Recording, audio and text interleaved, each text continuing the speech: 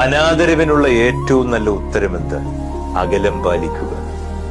പ്രതികരിക്കരുത്, വാദിക്കരുത്, നാടകീയതയിലേക്ക് കടക്കരുത്.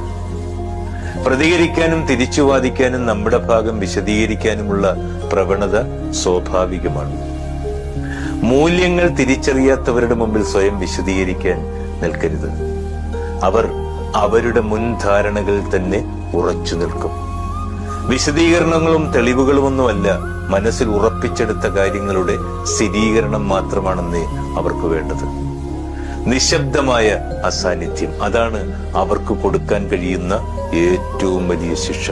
അത് ആത്മബഹുമാനത്തോടെയുള്ള നമ്മുടെ വിജയമാണ്. നമുക്ക് നമ്മുടെ ശരികളിൽ വിശ്വാസമുണ്ടെങ്കിൽ ചോദ്യങ്ങളെ ഭയക്കേണ്ടതില്ല. ഉത്തരം നമ്മുടെ കയ്യിൽ തന്നെയുണ്ട്. മറ്റാരെങ്കിലും വിധിക്കുന്നത് നമ്മുടെ കാര്യമല്ല, അത് അവരുടെ